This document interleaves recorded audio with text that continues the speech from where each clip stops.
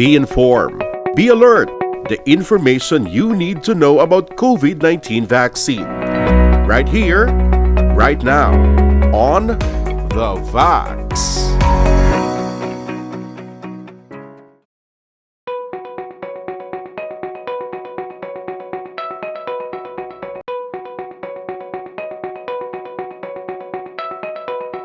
Expect nila na damo nga ginambalang nga himuon nga antes magsulod sa clinic sang isa ka pribado nga doktor, particularly kung sa private hospital, no, maskin man sa government hospital, no. So antes maggadto, of course, make sure nga may ara sang gamit face mask, face mask, face shield, no, kag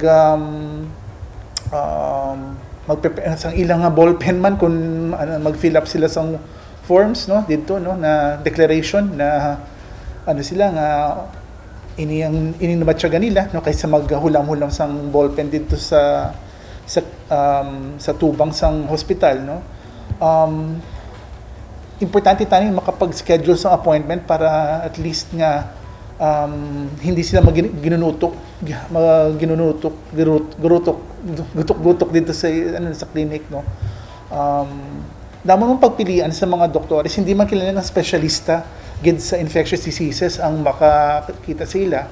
Ako bilang sa family medicine specialist, no, makabulig man ko, no, na makapag lantaw sa mga pasyente, no, na iningabatyagan nila, no, pag at least maabisuhan, no, kung anong himuon, no. Usually I think maghanda na rin sila sa parte sa aviso na kung of course ang swab, no, if not swab or yung sa serum na depende na kung pero usually swab, ang RT-PCR swab pa nang ginapangayon namon, no, para mabalaan gid kung COVID ni o hindi COVID. Arrangement yun na sa doktor na kung no.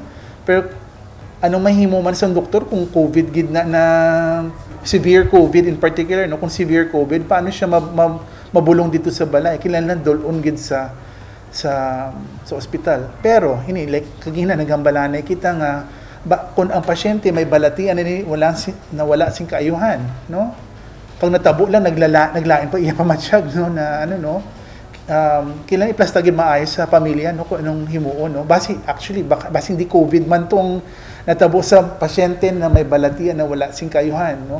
Natabo lang na gid yan kapadalom ang ilang balatian, no, maybe na basi kalamatayan nila to. So ang advice ko pa rin gintani, no, tani may contact nilang tinatawag ng primary physician nila, ang doktor na usually ginakonsultan sang ilang mga pinalangga mga pasyente nila sa no.